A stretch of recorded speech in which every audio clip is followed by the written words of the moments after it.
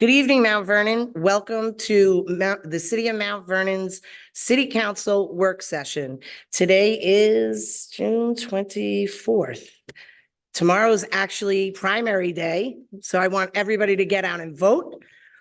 Just a few things to start off the night is a little housekeeping. We have an exit in the rear to your right, an exit up front here to your right.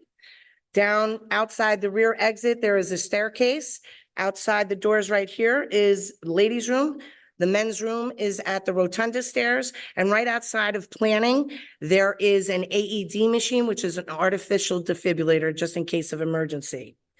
So tonight I'm very excited because we're gonna put our referral session off for a little while because we have three dynamic young ladies from YCOP organization here in Mount Vernon, which is the Youth Community Outreach Program. And I would like to invite Director Wilson to come up and speak regarding what these young ladies have accomplished because it's really incredible. Thank you.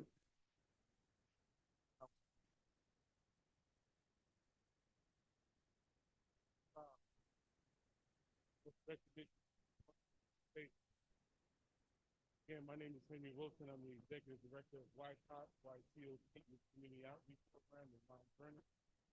And in partnership with ELOC, Environmental League of Color, we partnered maybe 4 or 5 years ago to bring a STEM learning program to our young people in the city of Mount Vernon. We were one of the first organizations that ELOC and Dr. Diana Williams targeted to start this initiative. We're proud. I think we're in our 3rd or 4th year. Fast forwarding, last year, our young people, about 14 of them, have learned the wonders of the environment and how to preserve it. Hold on 1 second, Mr. Wilson, because the microphone's not working properly.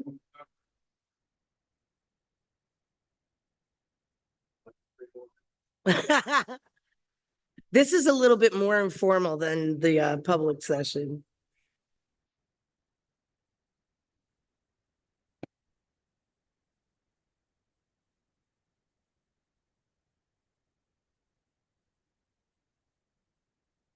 Maybe just take it off the stand and hold it to you. So as I was saying, under the leadership of Dr. Diana Williams and Marvin Church, our young people are part of our CIT program, Counselors in Training, aging from 14 to 17 years old. We're involved in this STEM program. Fast forwarding, on August 11th of last year, they competed in a program or a competition at the Yonkers Library that had close to 8 other groups competing against them. And our group, YCOP, took first place, right? Fast forwarding, they were then invited to the Green Light Competition Award that took place in Bedford Hills back in early April or March of this year. And I have to say, they held their own. They competed against 17 other programs, I should say other schools. YCOP through ELOC was the only program. The other STEM-related competitors were all school-based programs. The other significant thing about this is that our young ladies were the only people of color representing up in Bedford Hills, and they held their own. And they need to be, stand up. So, and Marvin Church, stand up too, please. So several of us traveled up to Bedford Hills to watch them on this Sunday morning. And although they didn't come away with first, second, or third, I'm not going to talk about conspiracy theories. However, they held their own. They were very, very, very presentable. They held their own. They were well represented by their parents, some of whom are here right now. And I just want to highlight Caitlin Chisholm, Janelle Palmer, and Felicity Jefferson.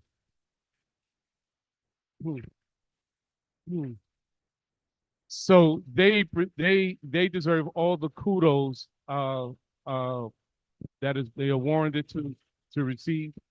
I am so proud of them. They put they set the bar higher for our counselors in training. training program.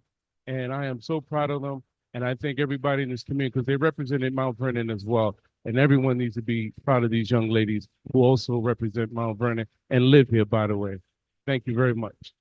Wait, Mr. Wilson?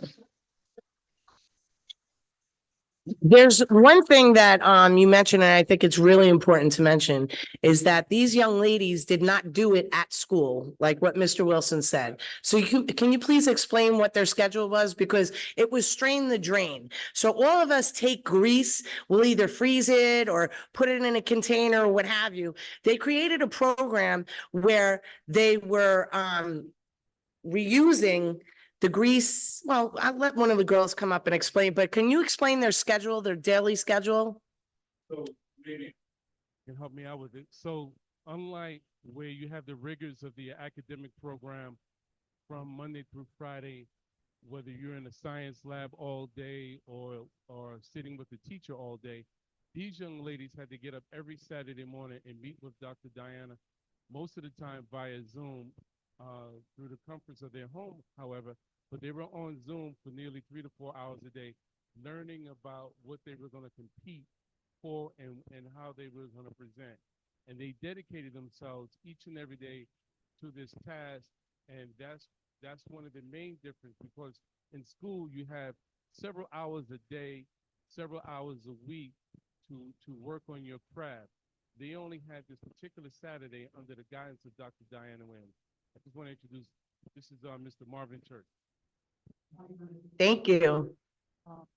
What I wanted to say, they usually, during the summer, they get up 7:30, 8 o'clock in the morning, maybe 10 o'clock in the evening, every 3 days a week. The young people get early morning help, especially in the summertime when they're out of school. But one thing I wanted to say, even though I'm still at Firehouses, we're going to expand this program. We're going to be doing May and other members of the city to expand our program throughout the city. Again, it's cooking oil that we use. We don't use it properly. And we have arrows at 2 firehouses right now. We're going to expand the program throughout the city. And we just awarded a major grant from the federal government. So we're going to expand our program to Mount Vernon, Portchester, and New York. And we're going to be hiring some of the kids who feel that we need this program forward. And we're going to go to that.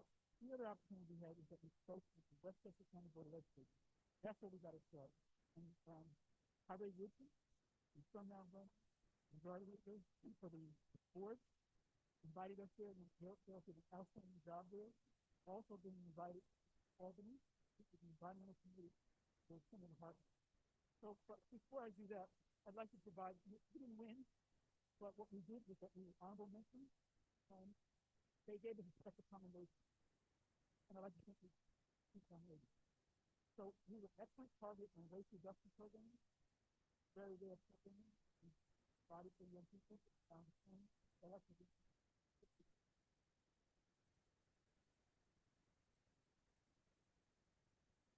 Come on, ladies.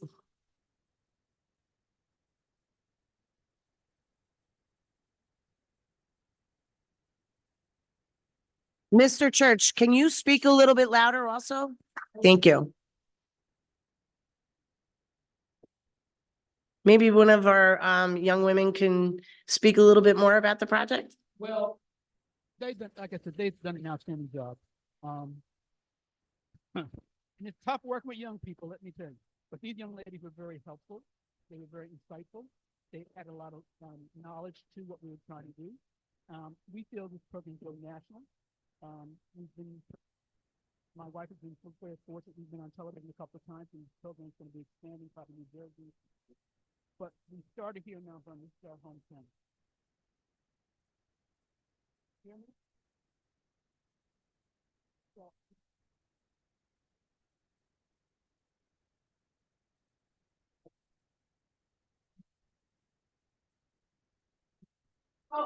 Nice and loud. Into the microphone, please, so everybody can hear online. A little bit louder. Hi, I'm the teacher. Project. Water project is process.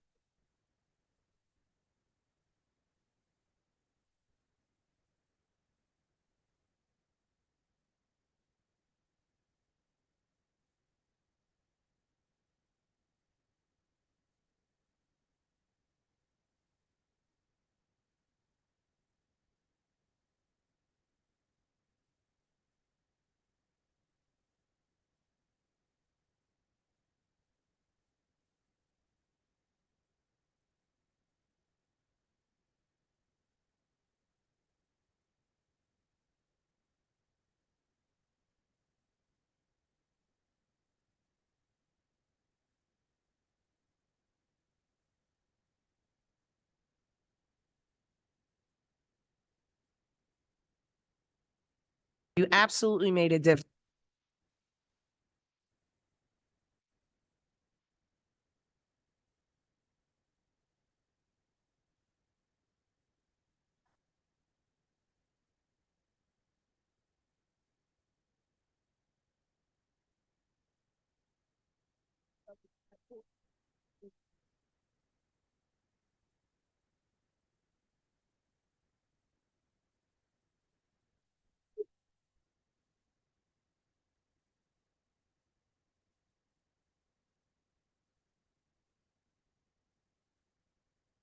Okay. My name is Caitlin Chisholm. In my opinion, our experience, I really enjoyed it. Even though waking up at 10 a.m. on Saturday to a hard thing. I don't think we get early, but it was hard, and we also had a lot of difficulty trying to figure out, how to present this, how to tackle this, and we all had our difficulties throughout the way, but we all stuck together and fought through it. Um, as for the project day, where we all were very much so nervous, it was hard. I was shaking and trembling, and we were all stressing out. But I do think we did a good job. Even though we might have not won, I do think we still did good, and I do think we might win that. Yeah. So hopefully we will win. But yeah.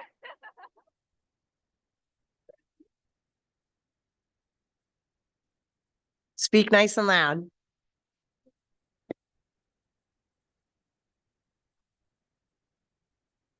Let's make it up.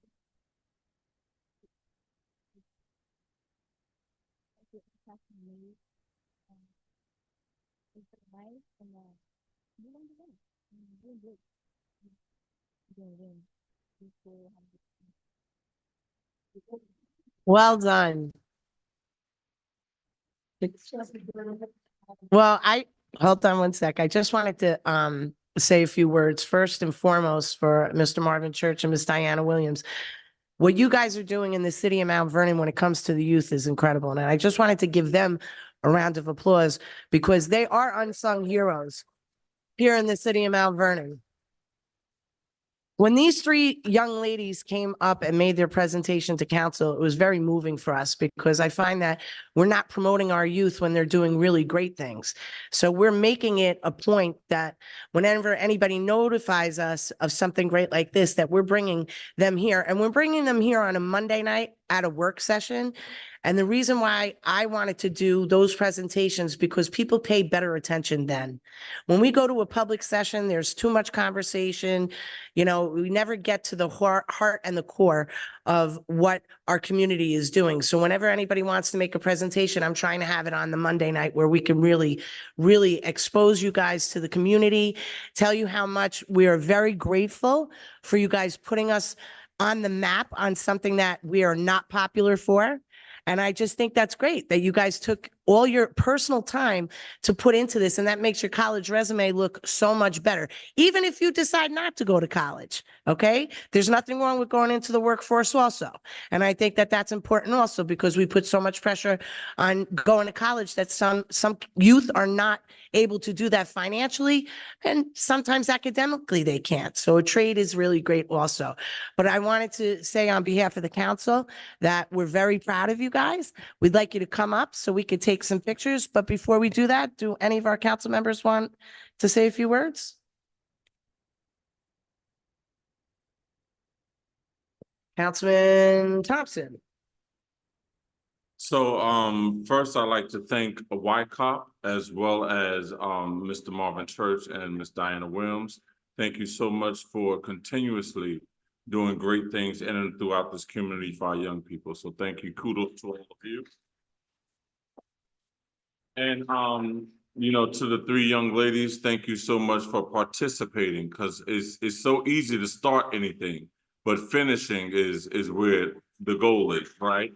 So thank you all for sticking it out and learning something new. And, I always say, as we learn new things, let's pull somebody else along. And I know you have friends who would probably benefit from that as well. So just pull somebody up with you. Congratulations. And you can do anything that you put your minds to. So thank you so much. Councilman Boxell. Yes, thank you, Mr. Church and your wife, also Mr. Wilson. Wonderful job with these kids. Special shout out to these three lovely young ladies. You guys came here before. And I told you, as a girl dad, I got two daughters. That's it. And you guys make me so proud. You ladies show us that you guys can do anything, and I am really proud of you. And I'm definitely gonna let my daughters watch this later. So thank you guys. Councilman Potteet. Thank you, Council President. There is a myth that young women are not good in math and science. And so I'm grateful that you're helping to break that myth. There's also a myth that the narrative in Mount Vernon is that there's nothing for our youth to do and no one cares. So thank you, Mr. Wilson. Thank you, Mr. Church, for all that you do for changing the narrative here in our city. And you should be very proud of yourself. When I was your age, I could barely speak. So thank you so much for your courage, and thank you so much for the experiment that you did and showing the world that there's gems here in Mount Vernon. Thank you. Mr. Church, go right ahead. Microphone, please, because there's people online that can't hear you. Had over 156 kids throughout the county participate in our program. We had 10 teams that they had to compete against. We had judges. This year, with program starting in another week or so, we were going to have over 200 young people throughout the county participating in our program this summer. Last year, we had to leave out 100 kids because of lack of funding. So this program is very interesting. We have very interesting experiments that they learn. People don't, my wife is a dentist by training, but people don't realize, young people don't realize they're doing science even though it's fun.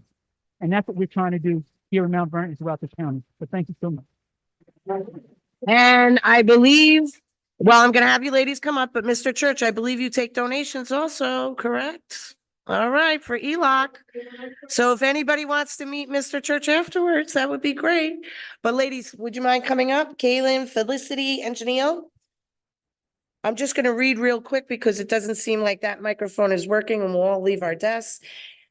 In recognition of the incredible job well done during your participation in the environmental program organized by environmental leaders of color to address the climate crisis. The Don't Strain Your Drain program educated the Mount Vernon community about the dangers of pouring cooking oil down the drain and offered the community cooking oil drop-off recycling points. For this significant achievement, the members of the Mount Vernon City Council congratulate you. Councilmember Brown, Councilmember Thompson, Councilmember Potteet, Councilmember Boxell, and Council President Gleason. Come on up, ladies.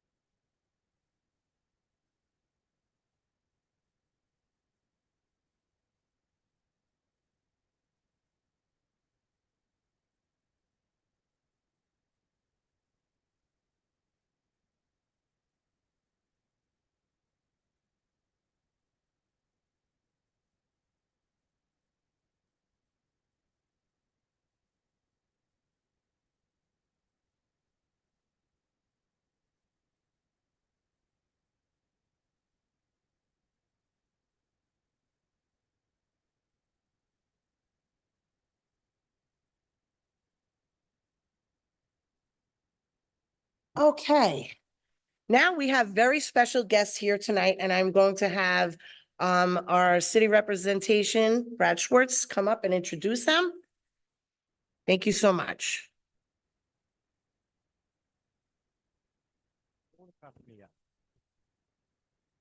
So to introduce myself, my name is Brad Schwartz. I'm attorney at the law firm of Barron Simon. I represent the city council. And I'm joined tonight by Pat Cleary, who's consulting to the city council's outside planning consultant. Here tonight, Grace Church and Grace Church's development team. You can talk to them. So just to clarify, and Commissioner Rouse is here as well. The commissioner of the city's Department of Planning and Development, and obviously all staff and legal team. So why are we here tonight? Tonight is an opportunity for the church to make a concept presentation of its development proposal for its property. This is a useful step early on in an application process, where before a formal application is even submitted, the applicant has an opportunity to make a presentation for your council, provide the vision for the property.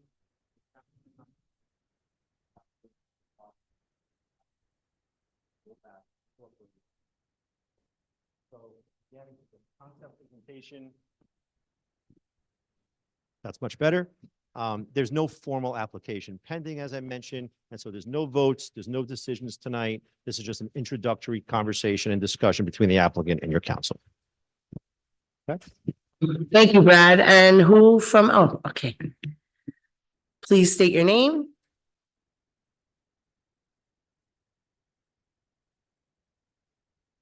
Good evening, Madam President, members of the council. My name is Mark Weingarten. I'm a partner in the law firm of Del Bello, Dinellen, Weingarten, Wise, and Wiedeker.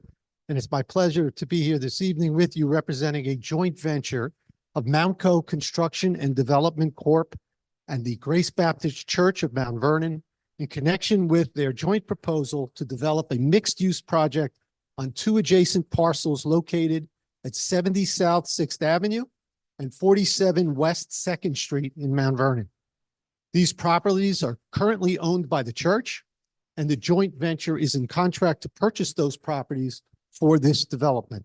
You'll hear a little bit more on that in a moment, but the church and the joint developer, the development partner, will be 50-50 owners of the joint venture in this project moving forward. I'm joined tonight by our team. Mountco, the development company, is very well known to the city of Mount Vernon. They are a local real estate development firm which specializes in multifamily and mixed-use developments with an emphasis on affordable and workforce housing with community-oriented amenities such as office space for community businesses, health centers, YMCA locations, retail establishments, and houses of worship. Mountco has built over 5,000 units of housing in New York State, 800 of those in the city of Mount Vernon. Their past projects in Mount Vernon, which I'm sure you're familiar with, are Grace Towers, Grace Plaza, Grace Terrace. They also have Unity Gardens, Macedonia Towers, Kings Court, and Petrillo Apartments. I am joined tonight by the owner of Mountco, Joel Mounty, and you will hear from a moment from their executive vice president, John Matteo, who's here with us as well. We also, as part of this joint venture, and we're very blessed to have the Grace Baptist Church. It is led by the incomparable Dr. Reverend W. Franklin Richardson, who became the ninth pastor of the church in 1979. The church was founded in Mount Vernon in 1888, and its first structure was built in 1891. The church has over 2,500 congregants. Our firm is also involved in this project, Del Bello, Dinellen, Weingarten, Wise, and Wiedeker. I know you all knew our former senior partner, Al Del Bello, who served as mayor and county executive and lieutenant governor of the state of New York. Our firm has been in Mount Vernon for many years as the attorneys who worked on the Target Shopping Center that we brought to you across from Memorial Field. We have represented the Mount Vernon Neighborhood Health Center for more than 30 years. First under the tutelage of the great David Ford, rest in peace, and now Judith Watson, who has brought that organization forward and renamed it the Westchester Health Center, with great centers in Greenburgh and in Yonkers, and we're proud and privileged to be among their attorneys. And finally, also, we represented McQuestion Development recently in their construction of the apartment building next to the Mount Vernon West train station. So we have deep roots, this team of ours here in Mount Vernon. Our architect of record is not with us tonight, but you in a moment is going to see their plans. It's a nationally recognized firm called Slice. They've been with us from the very beginning. Their partner is Saki Yakis, and unfortunately, he is out of the country. But we, with our firm, have worked with them many times, and they work on approximately 7.5 million square feet of projects in the United States annually. So we're very proud to have them with us. The vision for this revitalization project is to create 299 workforce apartment homes in Mount Vernon. We will also create a church living center with a 500-seat catering facility for church events on the ground floor, as well as being available for the general public for use, together with office space for the church and its growing operations. The proposal is 17 stories in height. The average AMI, median income, for the residents in the building will be 60%, with incomes as high as 80% in the building. We all know that we are currently living in the most devastating housing crisis we have witnessed in our generation. People just don't have a place to live, nor can they afford it. Religious institutions are stepping up to fill this growing need. Our firm recently represented the Mount Hope AME Zion Church in White Plains, which is now broken ground and is building a senior affordable project on its parking lot by constructing a garage and wrapping it with apartments in White Plains. Grace Church has been a leader in this area, meeting this vital community need for years, and seeks permission from your council to continue its good work. The current proposal will allow us to access county and New York State funding sources to provide and improve the parking in the area for the project and the residents and the people in the downtown, and also to build the much needed housing. So what I'd like to do at this point, I'm going to turn it over to John Matteo to walk you specifically through the plans that we have brought with us tonight. You heard from your counsel who said, we're here to present this concept to you. What we're interested in doing now, because we've been working for a number of years, and we've been talking to professionals for a long time about this. We've been told we had to wait for a comprehensive plan and a number of other things, but the time is now. This housing is needed. We would like to walk out of here this evening, we hope, holding the board saying, this is a good idea. Go work with our professionals, figure out what the legal construct will be, figure out the zoning that's needed, and come forward with the petition so we can get this started on a formal basis. That's what our goal is this evening. So I'm going to turn it over now to the Executive Vice President of Mountco, John Matteo, who's going to walk you through the plans. Thank you.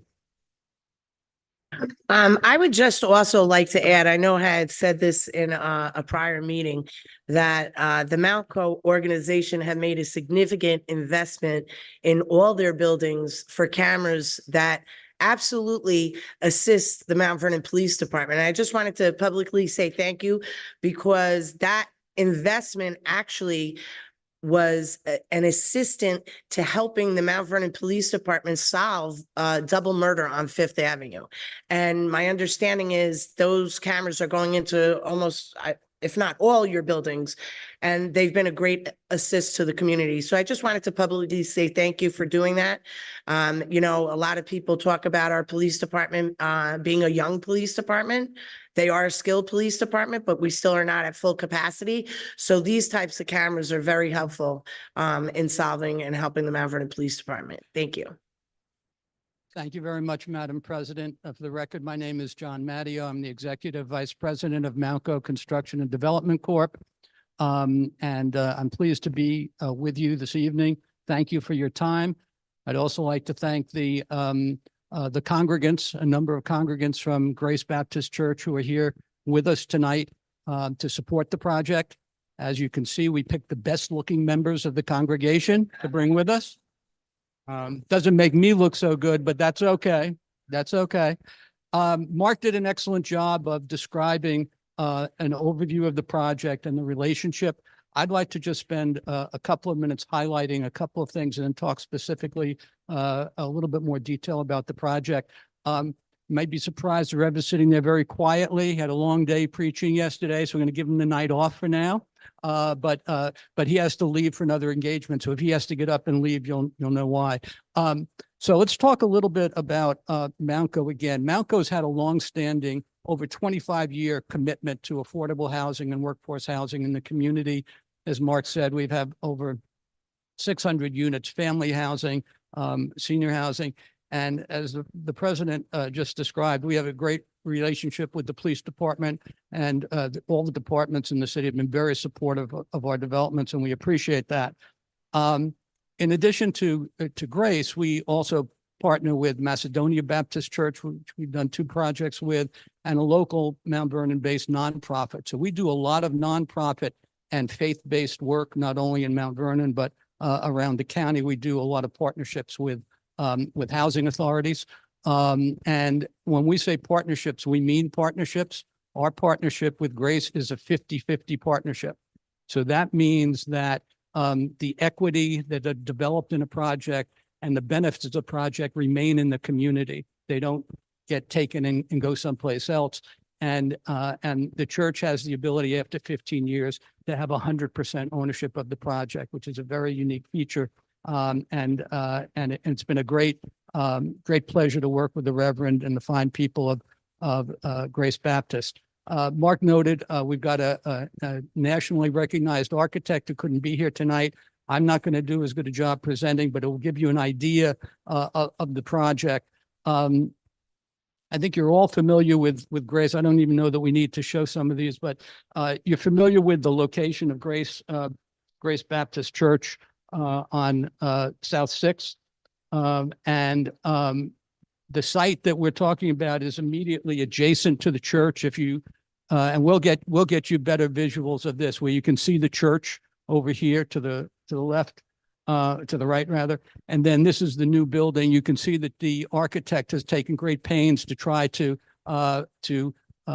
design the new building in conjunction with the church, and has some architectural features that you can see stand out in that regard. So the development itself is proposed. It's a 17-story building. It's about 310,000 square feet total, 299 units. It's a mixture of 0, 1, 2, and 3-bedroom units, mostly 1 and 2-bedroom units with a spattering of studios and 3 bedrooms. And again, this is a very preliminary plan. Okay, it's subject to input from the council, input from the community, planning board, zoning board as we go forward. But the plan that we're presenting and asking your consideration on is 299 units, 17 stories. In addition to the residential units themselves, there are several very important features of the development. We have common features like a community room and bike storage and computer labs and things of that nature. But one of the critical features that makes this project so unique and we see as such a benefit for the community is that there's space for a 500-seat catering hall restaurant facility. We all know some of the problems of trying to have big events in Mount Vernon, and we don't have space to provide quality weddings and events and things of that nature. This would be that type of a space. So that is provided in this building as well. It's designed separately so that the entrance to that facility is separate from going into the residential section itself. The building itself, let me talk about the site for a second. The site is owned by Grace Community Development Corporation. So they purchased it, assembled the site several years ago, and they've put over $2 million into the site to remediate the existing environmental conditions that were at the site. As Mark said, we're looking to go to the state and the county for funding. One of the requirements of the state is that a developer provide what's called a site suitability study, where the site has to be analyzed according to certain state standards to see if the state would even be willing to put money into that specific site.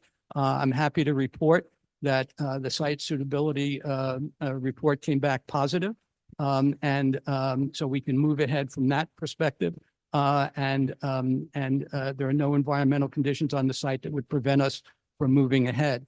So the site itself is there's actually 2 tax parcels in the city that we will put together into one single parcel and develop the site on it.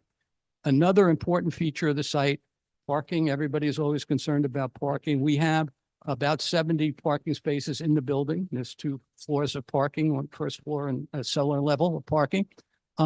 But we are proposing that we work with the city and the county to look at the municipal parking lot across the street between the lot between 5th and 6th, and to deck that lot, put 2 levels of parking on it.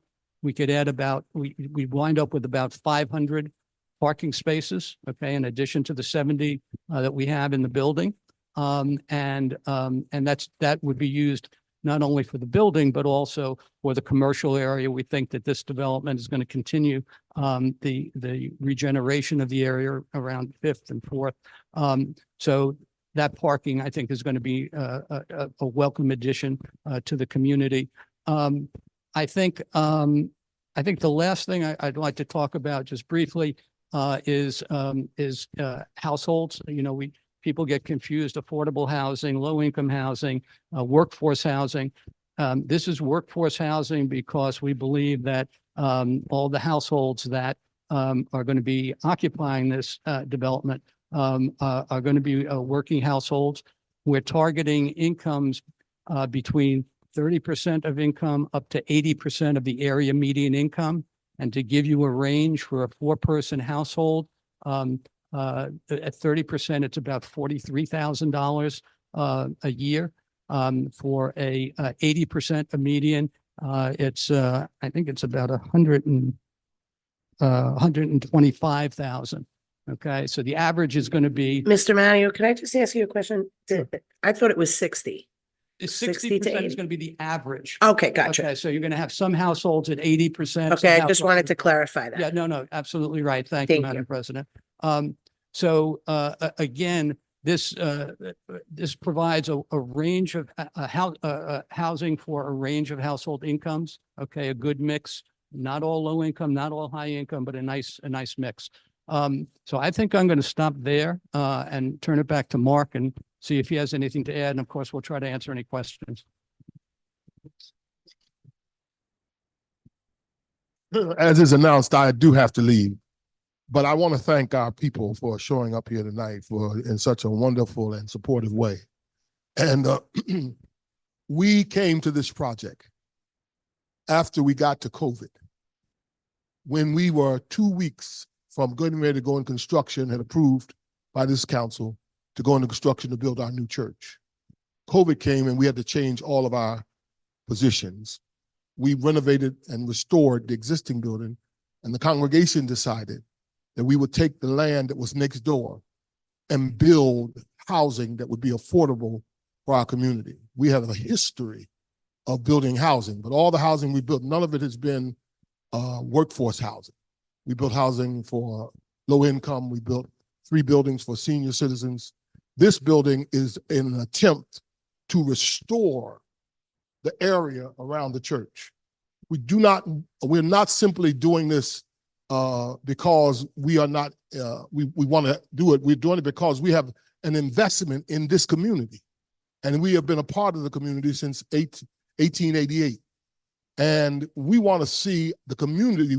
If the community doesn't do well, the church can't do well.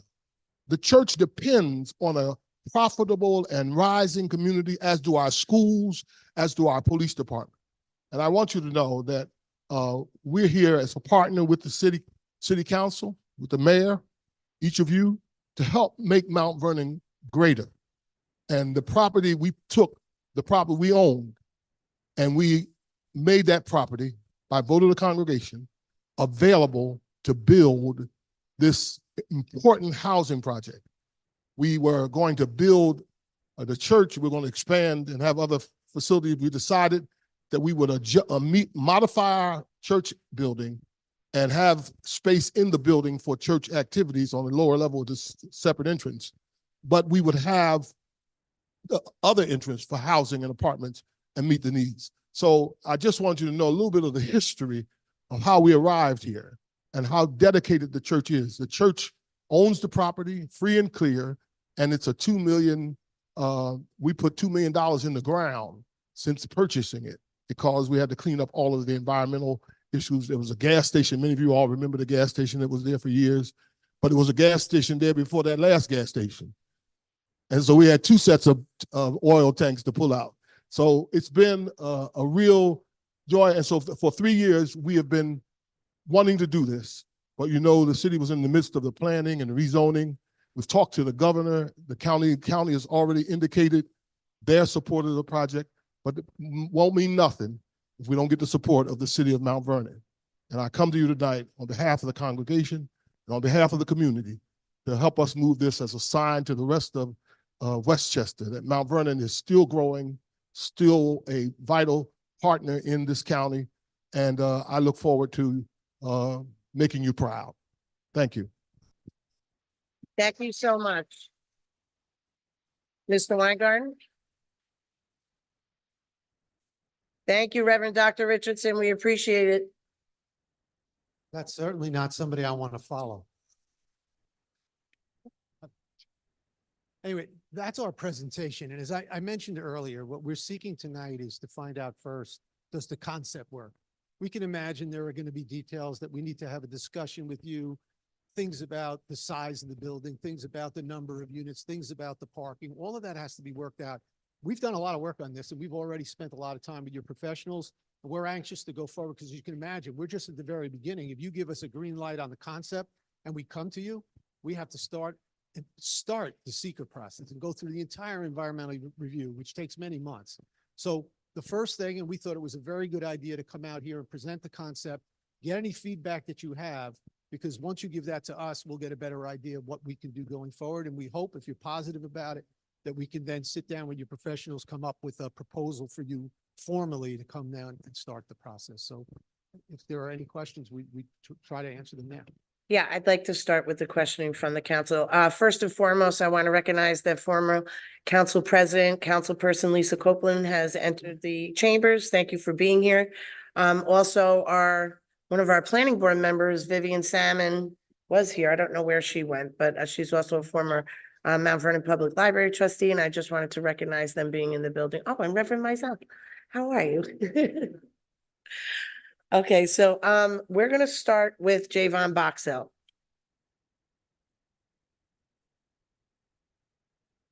Yeah, you mentioned some of the benefits. If you can elaborate on some of the good parts that the community, basically when we go to the community and say, hey, we want to put the 300 unit building, how does it benefit the city of Mount Vernon at large? Well, first of all, I think you'd heard directly from the Reverend how he believes it's going to benefit the church and the church's neighborhood, and how we believe that putting workforce people who work, people with salaries, people with incomes living in that community.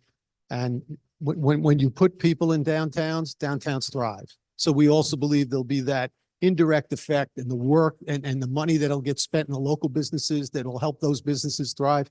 It's what's going on all over Westchester County. Frankly, my firm's involved all over Westchester in trying to build housing in downtown areas, particularly those that need to be revitalized in places like on the Yonkers waterfront, in downtown New Rochelle. Those types of things are what downtowns need to thrive. So I think that's number one.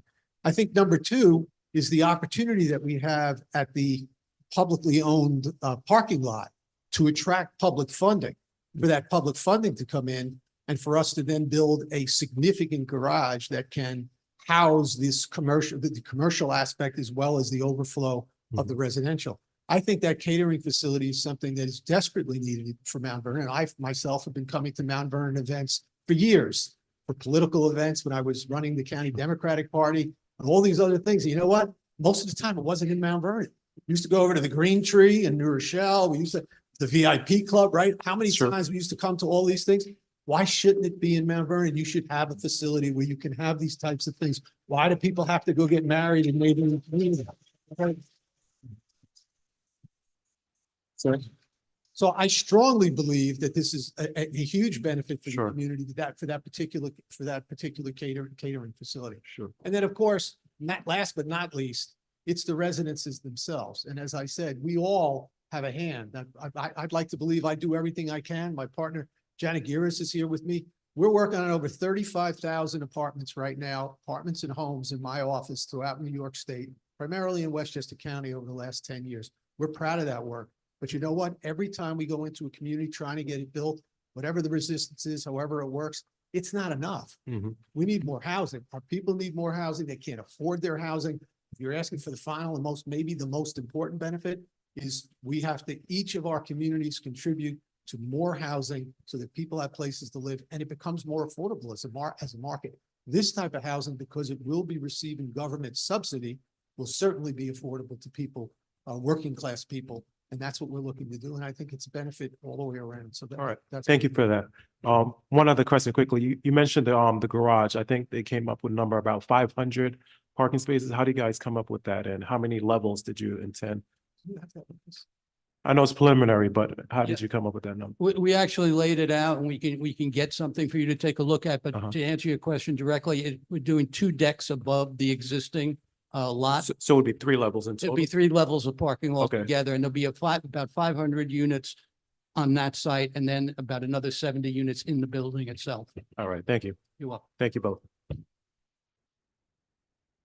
That was it, Madam President. Thank you.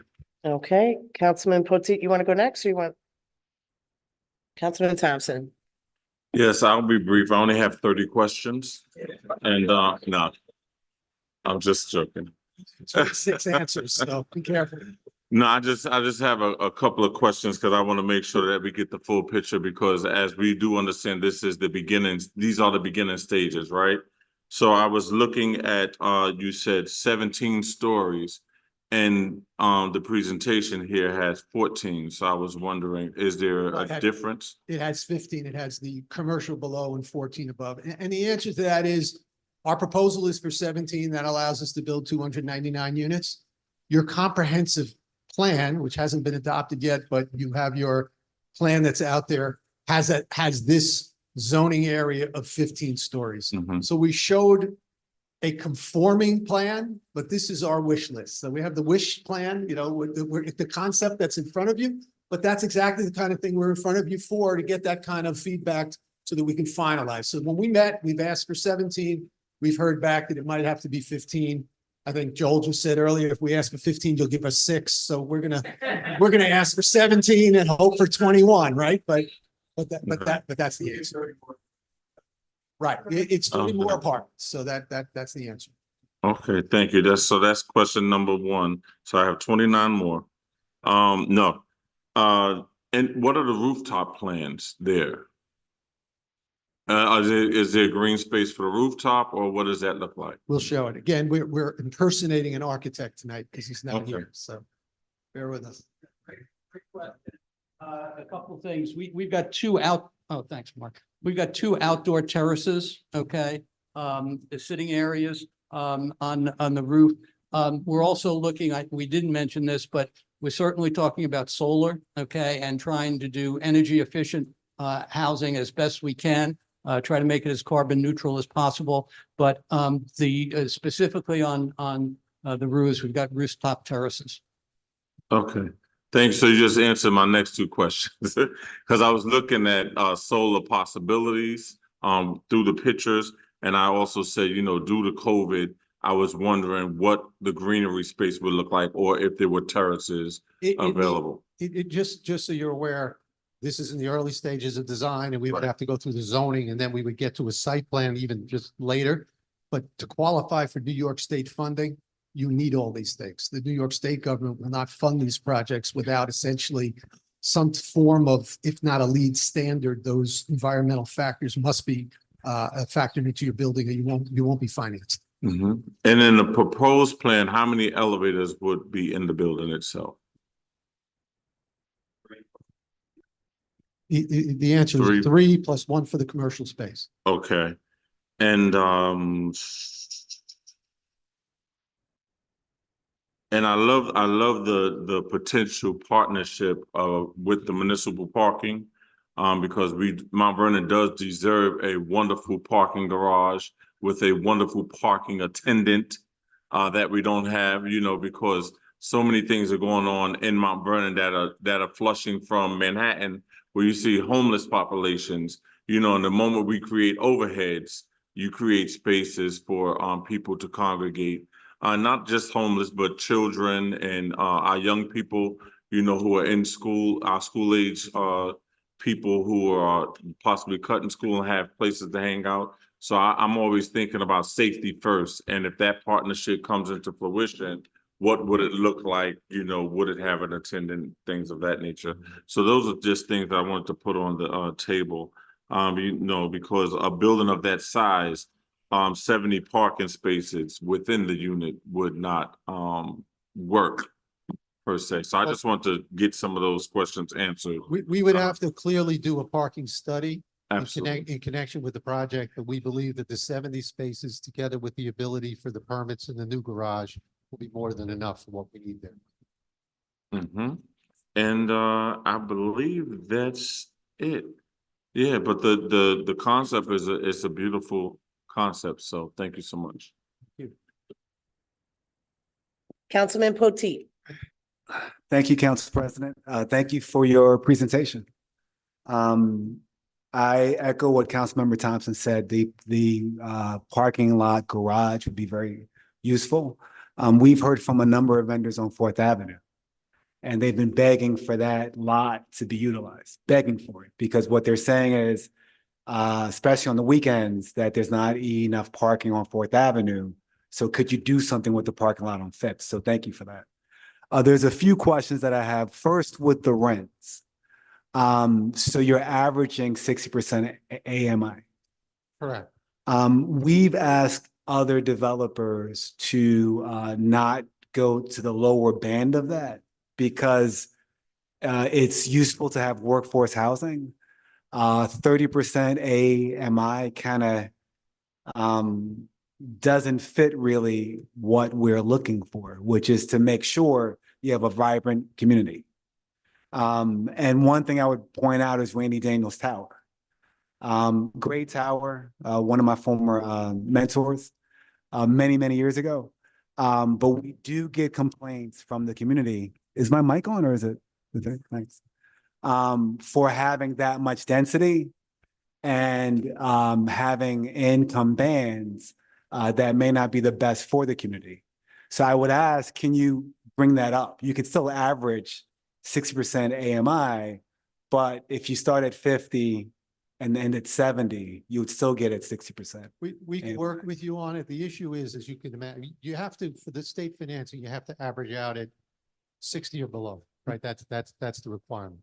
The issue is if you want to reach to 80, then you have to have it at the lower number. And for this many units to have, not only from the standpoint of the success of the project to be able to attract enough people, that's probably not the biggest issue because every one of these projects we've been building recently, there's waiting lists that are, people can't get in. The issue is that when you focus it on that small a population, you're leaving others out. It's something that we need to qualify for financing. If it's a huge issue with the city, we would certainly talk to you about it. Sure. And we'd have that conversation. We're open to the discussion. We're flexible. We think this is the best mix because we would like to reach to 80 because we think that's a population that's been lost, that you have people, you heard the numbers, it stretches out for a family of 4 to $120,000. For, a family of 2, it's below 100. Those are working class people. They don't qualify for affordable housing unless you do something like this. So that's the give and the take. And, we'll talk to you about it. Sure. I think we all have the same goals. There you go. Awesome. And with the site probably qualifying for brownfield tax credits. Unfortunately, it sounded to me as if they've already done the cleanup. So it can't qualify. We unfortunately seem to have lost that opportunity. I wasn't aware of it, but it would have been nice if we could. Got it. I have a few other questions. First, are you looking for a pilot for the project? And if so, are you looking for a pilot for the project? Pilot. Okay. Yes, I mean, we're certainly going to be looking for the sales tax and mortgage tax exemption. Sure. We would probably take a look at the difference between the taxation of the affordable units under state law versus what a pilot would be to see if we would need it. We probably need some relief, but not very much. It's not a huge difference these days in what the state tax requirements are versus a pilot. What pilot gives you is certainty. You know what that number is going forward. And from a financing standpoint with the state, that's the best way to do it. So the answer is probably, but I don't think it's going to be a tremendous amount of relief compared to what you would have received because there is a state required taxation on the income method as to what you receive in rent. And it's not a huge differential. Awesome. In my understanding. With your further presentations, if you can share that with council, whatever the number is, but just if you could share that with us. Obviously, as you could imagine, we get a lot of pushback on the need for pilots with projects. So it'd be helpful to understand that. One other comment, which is, and this might be coming somewhat out of left field. It's important that a project this big houses people living in Mount Vernon. That's really important. And I understand that the state says, you have to open this up to everybody. My fear is you're going to have, and it's happened in the other developments, folk coming from New York City saying, great, I've always wanted to live in Westchester. Now I have the opportunity for a affordable housing and not benefiting the residents here in Mount Vernon. So I would humbly ask if you could push back to the state. Obviously in New York City that they do that. So I don't understand why we can't do that here. Simply stated, it's the state law. And let me just explain it so people understand. In the old days, you used to be able to do something called a preference. And that preference is where you do an affordable project like this and say, we're going to allow you to do it. We have a preference for our own residents first. There's some category of that. Right. It was found at some point, particularly in Westchester County, that they were doing it in areas to keep people out. Mhm. So they were saying, we want to do it in these areas where it's 95% white. And therefore, when we build the affordable housing and the first people to use it are going to be the people in our community, it's only going to be our people. We don't have to worry about other people coming in. So they stopped that in New York State and they created a law that said that you can no longer, you will not qualify for state financing if you have that. Now, in communities like this, it backfires to some extent and you go through it. The answer is, and I will tell you, we've been involved in thousands of units of affordable. And the bottom line answer at the moment is, I don't believe the state is going to budge on that. And I don't believe we'll be able to do that. But I will say this, the only thing that I've heard recently in the hearings I've been in that gave me some level of comfort on this issue is that when I went into White Plains on the issue for Mount Hope, and we were talking about that, and they said, well, how do we get to, so it's just White Plains people. And the answer was the developer went through it that was talking about it. And somebody came in and said, but realize when we build in New Rochelle, White Plains people are coming. And we build in White Plains, New Rochelle people are coming. And the same thing is true here. When we're building affordable units in White Plains, they can't keep people out from Mount Vernon applying to go to White Plains or applying to go to Yonkers. So the answer is, and I get it that you feel differently about the city. That's kind of the only thing I have that makes me feel better about it. But I don't want to tell you something that's not true. I don't think the state is going to change that law or that policy because we have bumped up against it a number of times and we haven't gotten any relief. I just ask you just to interject. Sure. Would it make a difference if we asked at the state level, like if maybe they would consider that if we opened it to local police, fire, CSA employees, like would they like actually consider that at that point or roll the dice with it possibly? Well, I wasn't going to answer that question. That's a Mark question. I'm Joel Mounty, head of Mountco. What we've done in a lot of communities, and John could certainly confirm it because he does the legwork. If the local residents apply to be a higher sample of Mount Vernon residents applying for the housing. So what we do in our developments, we have a major outreach within the community. More Mount Vernon people apply, more Mount Vernon people get into the housing. And then what happens is, where you were going, they don't apply, outsiders come in, and everybody complains. You know, granted with our partners, Grace Baptist, and the Rev is, he's silent and quiet. I think that we always do. We reach out to every community, every public, everybody in town, and we try to get people to apply. Right? Anything? Yeah, and obviously we've done this several times before in Mount Vernon for the new developments. And the key is, Joel said, is the outreach. Here, we've got the best partner we could possibly have for outreach. Okay. There's a community development corporation that we work with on all the developments. They will help us we have to prepare a marketing plan for the state, and we just pound local advertisements. Okay, we do outreach. We go to community organizations. We go to the senior citizen office, and it's a matter of getting people out. It's a numbers game. The more you can get from Mount Vernon applying, the more you're going to have from Mount Vernon in the building. But to answer the president's question directly, those categories are the same preference categories that were outlawed earlier, because again, those were what was used by other places to keep, so they said only our fire, only our teachers, only our police. And that was their way of not letting people in. And that was part of that lawsuit that the county got in trouble for and all the rest of that. So it's just, it's very difficult to get people to move on that, because while it works in your neighborhood one way, it works in the other neighborhoods differently. Can I ask a quick question? Sure. So, I mean, the president, she mentioned our police and fire and our workforce. We're calling this workforce, but really in actuality, if we're truthful, our workforce really wouldn't qualify for this, because police and fire, you gave a range of a family of four between 50,000 and 125,000. That's a little bit lower than what our workforce makes, so our police and fire and even our DPW workers, some of them make more than that. So they wouldn't qualify for it. So our actual workforce in Mount Vernon probably wouldn't qualify for these. So how can we call it workforce then?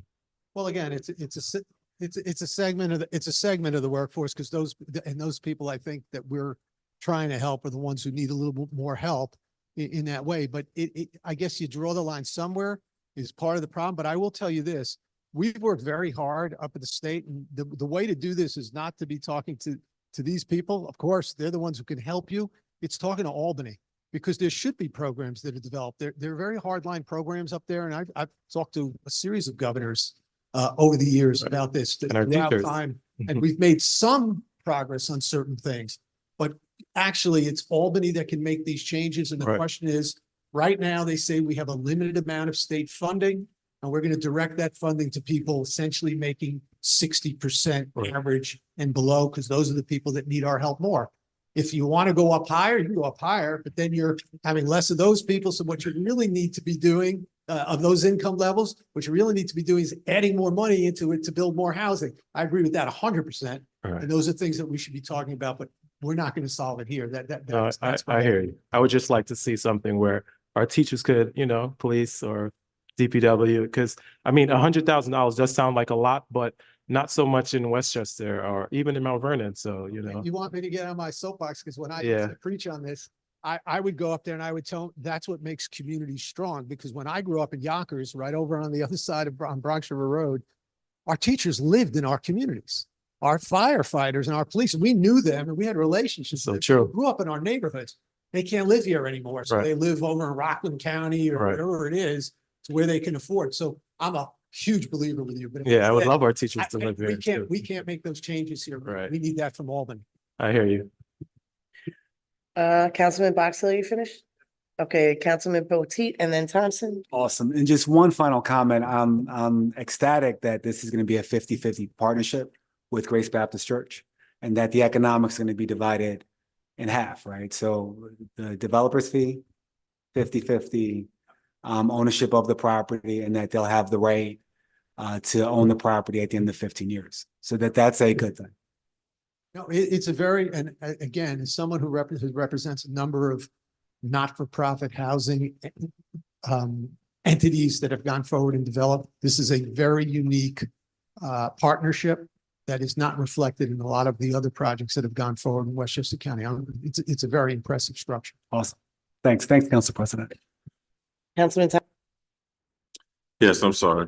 I just had an idea, because I know most developments, when they go up, usually have one of these pictures, and they're usually on the fence or the board or whatever in front of the development, telling people to apply for these projects, right? But what the issue is in a lot of communities, people don't apply until the building is erected, and by that time the building is already full, right? So we have to make sure that we have a partnership, especially because Grace Church does wonderful things in the community. So if we had a partnership with if and when this comes into fruition, by the time they say we're breaking ground and these pictures go up, if Grace has an outreach right in front of the church, helping people apply, because a lot of our elders are not computer savvy, so you can't just tell them to go to such and such.com. You know, so if we had our congregation out there helping with the laptop saying apply for this, apply for that. So you do a couple of those in front of Grace Church. You do a couple of those over by Ebony Gardens and throughout the city, and help those who are not computer savvy. So by the time the building is erected, enough Mount Vernonites have already applied. I would suggest, and what we've done in other places is when we get approved, which may take a little while, but hopefully quickly, we would come to you and have a workshop with you, with our marketing people and our marketing group, and lay out for you exactly how we're going to market it to the community. And you can, if you have things that you want to add into what we're doing or change, et cetera, we're wide open. So we're happy to do that. And we've done that in other places. It works very well because nobody knows the local community better than you in the outreach. But again, we have a very special partner here in Grace Church. And we think that's going to be the key to really reaching out to the community for this project.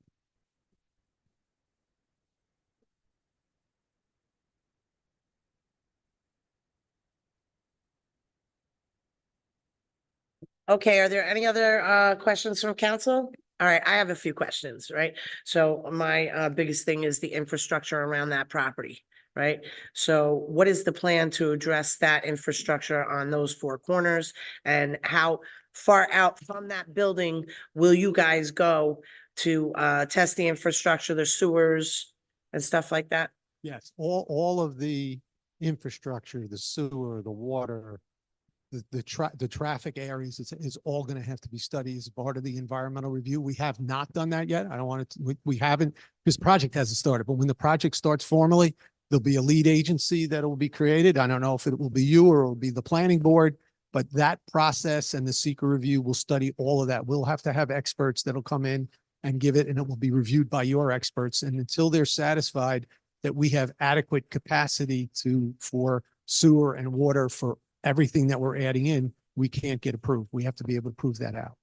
Okay, so just so you know, like the one part about you guys coming to us today, the whole concept, I will tell you that one of the things that I would like you to look into is expanding it beyond those four corners, right? So whatever help you guys could be to partner with us, I would appreciate that. Also, I'm concerned about adding 2 decks onto the parking lot because that becomes another maintenance issue for us. So is there a plan regarding maintenance of that parking lot? Well, we'll have to have a discussion over the. Okay, that's not something to be answered tonight. Because we may be involved in the maintenance of that facility. We haven't had that conversation. Yeah, that's something I would like for you guys to consider. But we would certainly have that conversation. It's going to be just as important to us as it is to you. Yeah, so that's something I would like you to consider. I'd also like you to consider if it's possible, not only to have solar panels on your building, to potentially have solar panels on the parking garage. I'm sorry? I said, now you got, I'm very proud, Janet. I just opened a 5 megawatt carport in White Plains at 1133 Westchester Avenue. It's the largest in the state of New York. It's 5 acres of what was just parking lot and now has carports on it with solar rooftops on there. We just finished that. So the more solar from me, the better. And so if it proves out that we'd be able to cover and do that, there's no reason we can't. We can certainly look at that. Also like to consider electric charging stations in those parking lots there. Management of the garage. You guys are gonna do the complete plan for the garage? Like, how does that work with the city? It's the city and the county. You want to talk? Yes. Yeah. Because I think you said you're getting county funding. Yes, we've already spoken with the county about this, and it would be under the HIF program with the county where they provide. Okay. So we would have to do the initial design. It would have to be approved by the county. It'd have to be approved by the city. There's a cooperation agreement that the city would enter into with the county and with us as a developer. So from the city's perspective, you guys would be involved in reviewing the plans, but we would take the lead in putting those plans together. Again, to explain it so that everybody understands it's not familiar with this kind of process. we're in front of you to start just to ask about the zoning and the zoning approval, which requires the environmental review of all of these various things. Even if we're successful with that, then we have to go for a site plan approval to the planning board where all of these issues as to design, electric charge it, all of that stuff gets done at the planning board in the site plan review. So yes, all of these things are fine and we're happy to start in, but the first thing is the zoning and whether or not you're going to give us the permission for the use of the facility for this kind of use and for what we're proposing. And then the next step is these very specific details. And that's when we'll have the answers to all those questions, because otherwise we don't get an approval on the site plan. That's what we need. Okay, I don't think you're gonna like my next thing that I have to say, but this is not something that you have to answer this evening. It's something that I want you to consider. If this project goes forward, is that I'm not interested in just zoning that particular parcel of property. If there's an area, and that's what we have done with other developers that have come in and given us a concept, is that we coordinate with the planning department and devise an area surrounding that building that possibly you guys could help us with zoning that so that it could take a potential cost off the city in that area. That would be a great partnership. If that would be something to be considered. I think you're already on your way with that with your comprehensive plans from what I've seen, but we'll certainly talk to your professionals about how to accomplish that. Well, like I said, if we could consider doing that. Also, and this is a real, would you guys consider having any city office space in that building? Particularly for like the youth bureau to operate out, if possible. It's not something you have to answer tonight. Right. But, you know, we're very taxed on offices for our youth bureau and they would benefit from that being in that area right there. I'm sorry? I'm sure we can, I would never ask for it for free.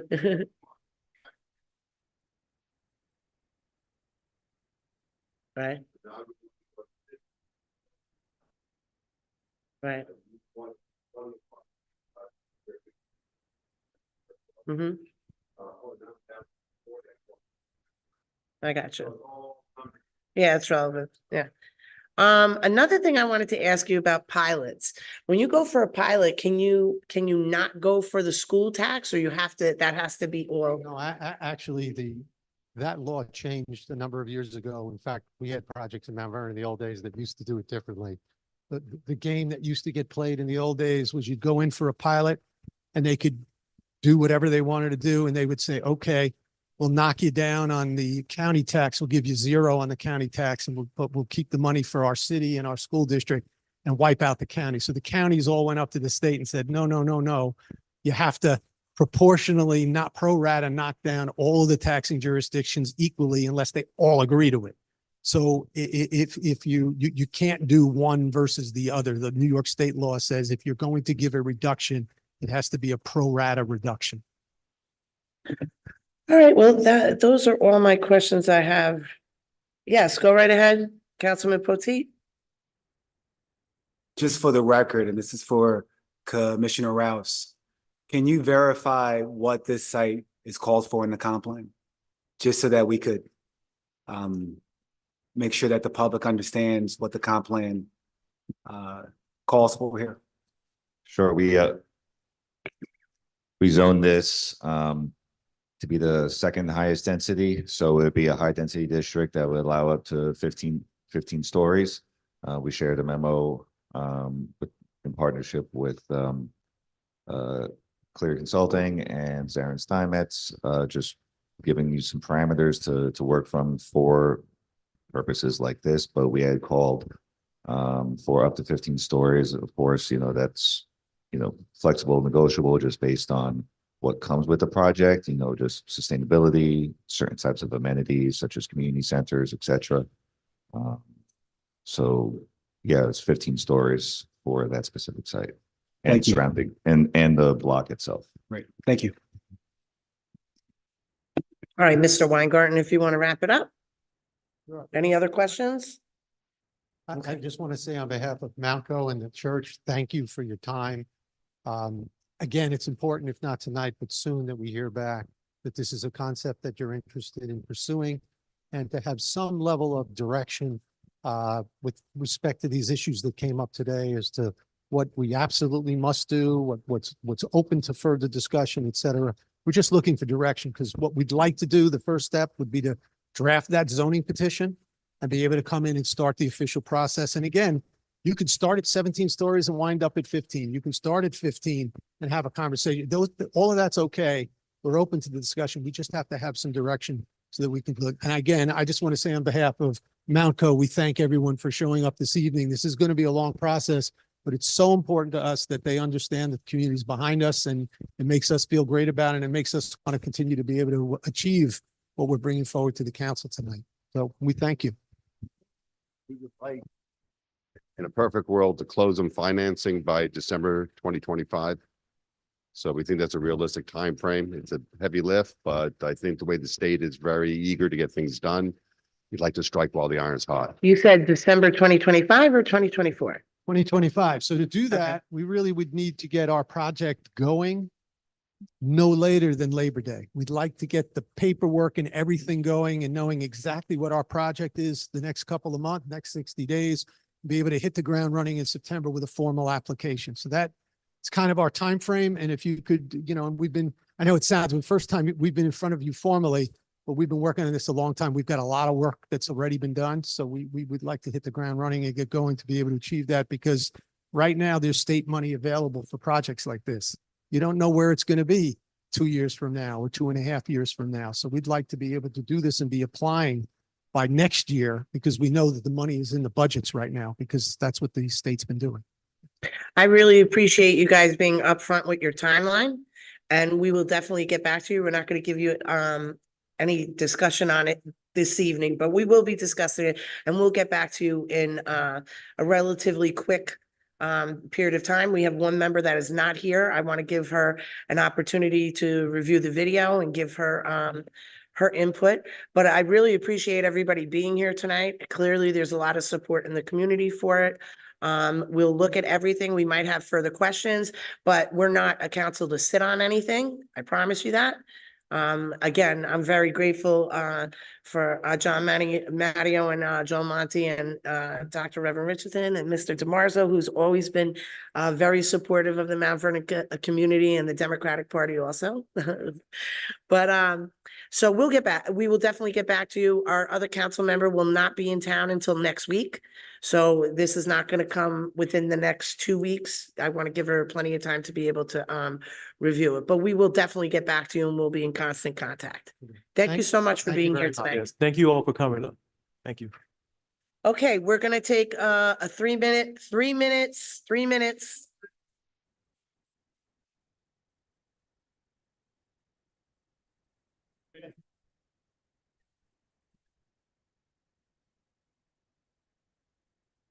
Thank you. Hey, honey. Yeah. Can I give this to you? Yes. Want to walk out? Thank you kindly.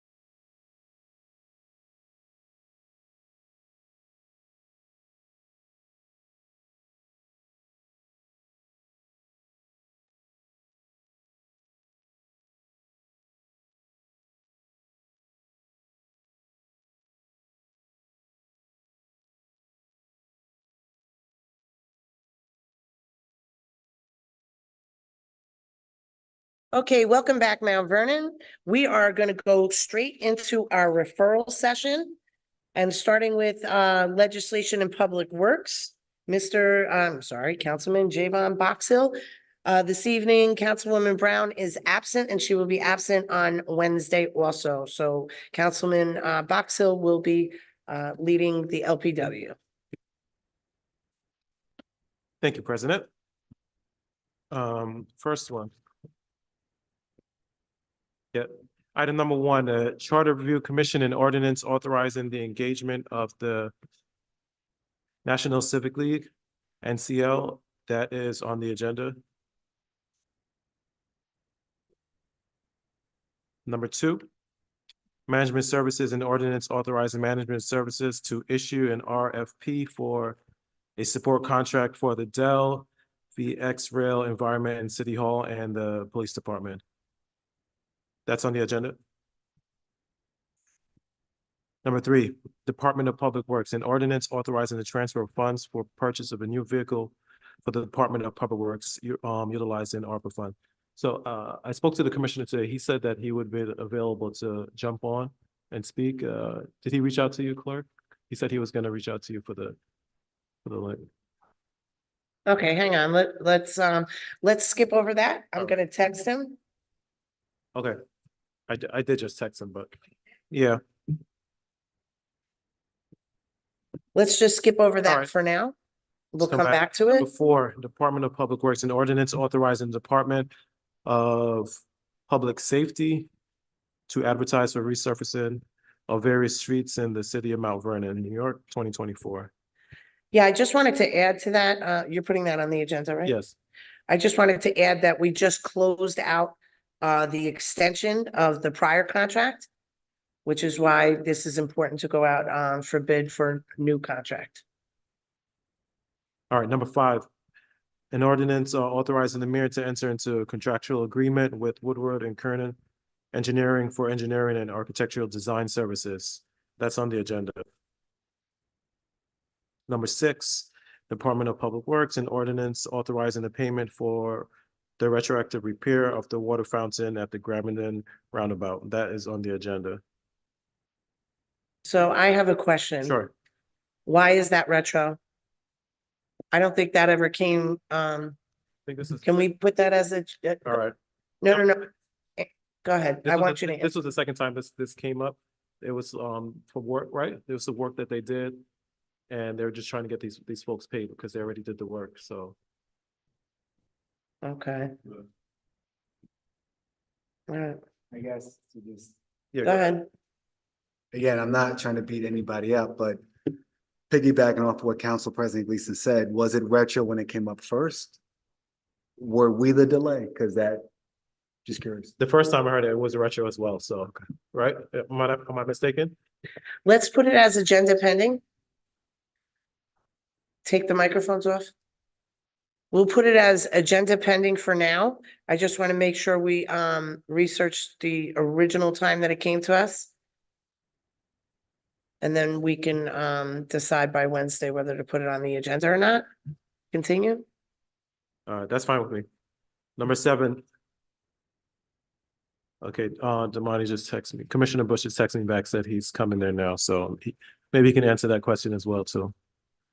All right, Department of Public Works, an ordinance authorizing the Director of Sustainability to attend the 2024 National Association of County and City Health Officials Conference, and that's July 22nd to the 26th, 2024, and that's on the agenda. What is the cost in that? No, right? Okay. All right, number eight. Department of Public Works, an ordinance authorizing the release of a request for a proposal RFP for engineering consultant services for the roof replacement project at the police headquarters and court building, and that's on the agenda. Number nine, Department of Public Works, permission, an ordinance authorizing the release of requests for proposals RFP for the procurement of technology company to conduct a citywide imagery LIDAR scan, and that is on the agenda.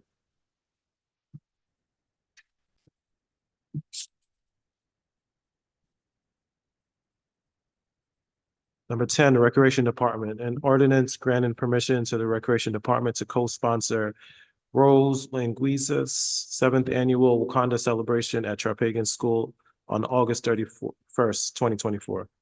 That's on the agenda.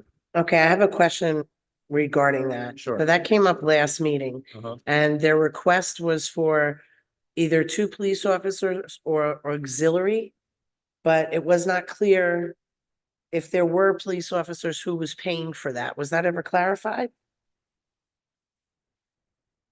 Speak it. No, go ahead. So there should have been a revised letter. The organizers, which is Rose Languisa, should be paying for the police. So if the revised letter is not attached, then I'm not sure. I think we should put it as agenda pending until it's clarified. Yeah, because when I read it today, it said 2 police officers. It didn't clarify, so, or auxiliary. So I just want to make sure. I just want to make sure we put that as a agenda pending, and any necessary changes to that referral letter are made, because that's not at a cost to the city. It's at a cost to the event organizer, and it's on school property. So I would assume that they should really get their school security rather than Mount Vernon PD could be on the city street. So I don't know. That's further discussion on that. Okay, agenda pending. All right, number 11, an ordinance authorizing the Department of Recreation to co-sponsor the backpack event with Henry Allen and the Buddy White Project. That is on the agenda. Number 12, Office of the City Clerk, a resolution of the City Council of the City of Mount Vernon, New York, acknowledging the appointment of members to Mount Vernon Charter Review Commission by the mayor. And that's on the agenda. Number 13, Office of the Clerk, a resolution of the City Council of the City of Mount Vernon, acknowledging the appointment of a member by the commission to the Mount Vernon Charter Review Commission, and that's on the agenda. And the last one, also from the City Clerk, a resolution of the City Council of the City of Mount Vernon, acknowledging the appointment of members to the Mount Vernon Charter Review Commission by the City Council, and that's on the agenda. And let's see if Commissioner Bush, did he come up? Is he online? Oh, Okay, we can always, he said, I'm coming there now, so I guess Okay. he's on his way up. okay. All right. Human resources, we have nothing. We can start with, we could do public safety. Let's do that. Go ahead. Got it. Thank you, Council President. Item number 15 will be on the agenda from Department of Buildings, and ordinance authorizing the transfer of funds within the Department of Building budget to hire additional staff for code enforcement building clerk. Item number 16 from Consumer. Can you expand on that, please? Because I think it's very important for the public to understand that we're not just adding positions, that there is an absolute need and emergency situation to do so. So please Sure. expand on that. Sure. So as some folk may have heard, the Department of Buildings is being watched by the state, specifically the Secretary of State. And they've asked that we make certain improvements by August.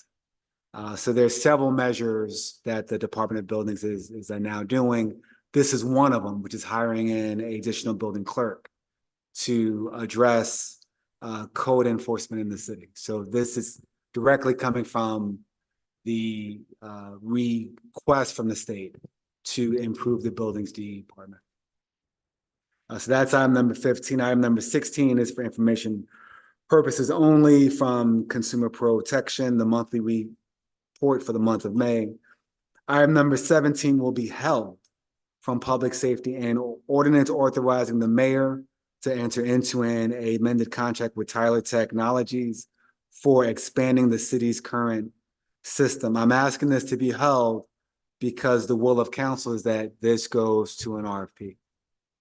Okay, thank you so much. So there's no need to keep calling it. Item number 18 from Public Safety will be agenda pending. 18, 19, 20, and 21 will all be agenda pending. And 18 from Public Safety, an ordinance to retroactively reduce funding for the position of computer counsel and reallocate funds to optimize organizational structure. Item number 19, agenda pending from Public Safety and ordinance authorizing the creation of a personal associate position in the Department of Public Safety. Item number 20 from Public Safety, and ordinance authorizing the increase in funding, crime analyst step 1 position.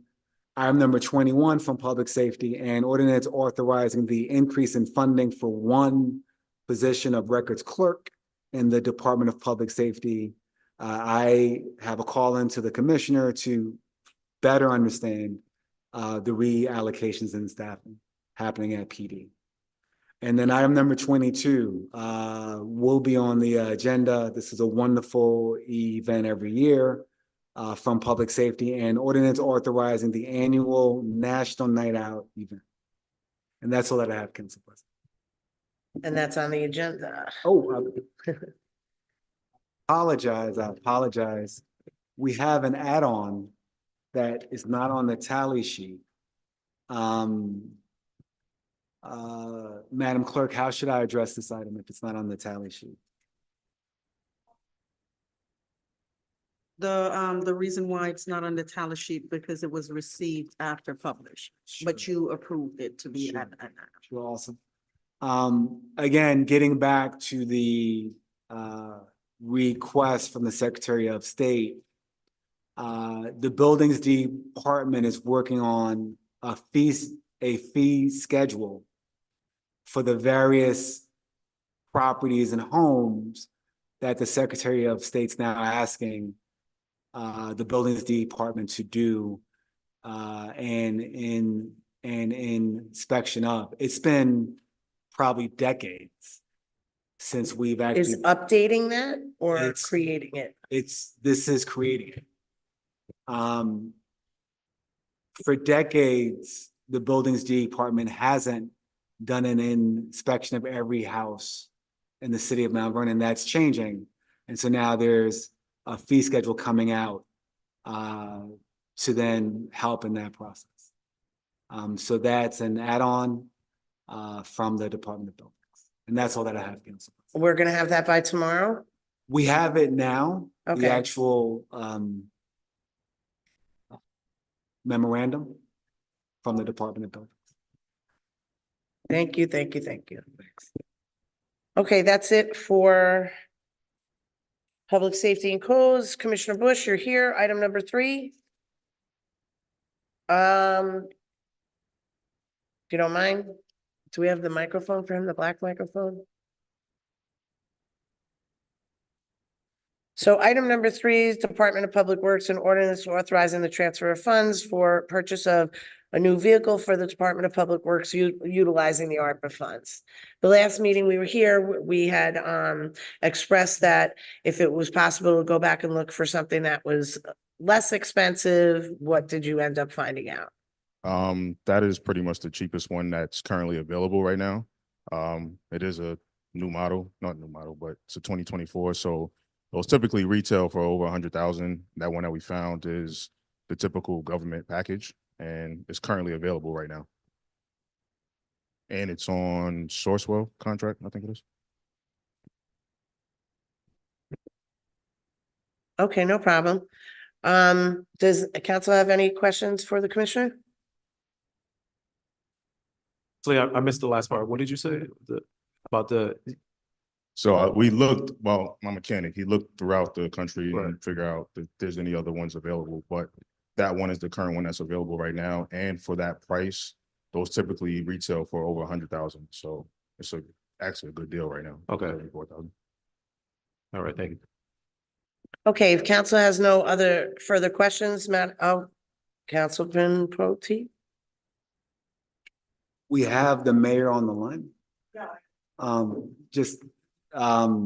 PD would like the Tyler technology to be passed, and I realize that that's not our will, but I would like the mayor to then speak to why we should contemplate passing it, since she's available. Okay, so are you talking about the technology? We're on the vehicle now, Oh, and then we can ask her about that. Okay, Madam Mayor?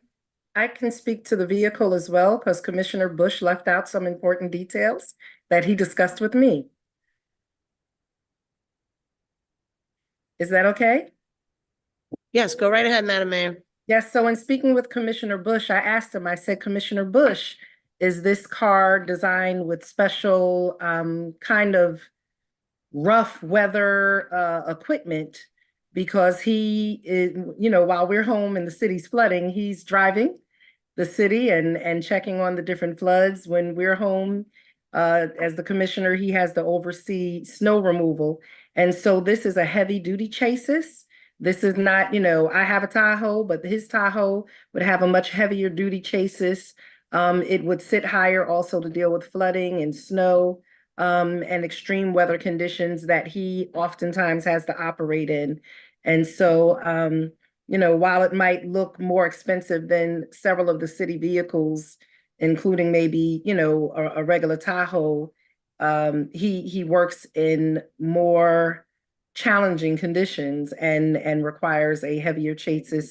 And this is a very heavy duty vehicle for the work that he does. So I think that was one thing for that. Thank Am you, I Madam correct, Mayor. Commissioner? We have another question that, just one more thing. Commissioner Bush, the retroactive payment for the, fountain, what happened with that? Like, why was the work done without coming to council first? Yeah, it was before the procurement policy was adopted. It was done last year. So we had the additional quotes. But yeah, that one kind of sits on me because it should have came to city council. So we've been working with the controls office to try to process the payment, but they said the same thing, that it should have went through council. Even though we had the additional quotes, we should have had legislation adopted for it. So it happened last year, but I'm trying to correct it now so we can get the company paid, reopen the fountain as soon as possible. Okay, thank you. And Councilman Potteet, you had questions regarding Tyler Technology. Madam Mayor, if you don't mind? Okay, yes. Councilman Potteet. So Tyler Technology is the technology that we're currently using. I believe we have a 5-year contract with them. And this would be an expansion of some of the, I guess, software programming that we're doing with them, around customer management, around payroll, things of that nature. And so, yes, we could always go out to procurement, but our procurement policy also says that if we're currently in contract and we're doing work, and this is going to be kind of an expansion, that's also allowed, as well as this is under the procurement policy on Sourcewell, which is a New York State bidding. So under our current procurement policy, if we're using New York State sources like Sourcewell and other platforms where New York State has already done the bidding for us and gone out and found good packages, then it's something that does not necessarily have to go out to bid. I mean, we want to make sure that our systems are speaking to each other and that on our end that we're not spending extra staff time, what do you call that? Migrating information from one platform into the other platform and having to adjust it through Excel to feed it into Tyler to make it make sense for us to do the reports. That decreases efficiency, it increases staffing time, it increased costs. And so we are definitely looking forward to move forward with Tyler. Got it. Thank you, Madam Mayor. And if I could just poll council, my committee chair isn't here to be frank. But I think we should move this forward. It's crucial for the police. They've been in my ear for months now about this. But I believe that we should move this forward, but would like to poll the will of the council. Because I don't want to put this forth and then obviously I don't have the votes. So any thoughts about that? Yeah, Just I'm one okay of with the it. one of the other challenges is we are still under the Department of Justice review, and Department of Justice has been asking us to update some of this technology, which allows us to be able to get statistics and information to them quicker than we have been, because we have a lot of kind of systems that are not connected. And we're still, it kind of feels like we're doing work on an abacus and we're just moving beads along a line to try and turnaround statistics and information. So again, this is about efficiency, and it's also, kind of I don't want to say bending to the will, but coming into compliance with Department of Justice, which ultimately oversees every police department in the United States. Councilmember Thompson, Council President Gleason. You could put it on the agenda, I mean, No problem. So if it's you up to can, you. if we can change item 17 from hold to agenda. Thank you.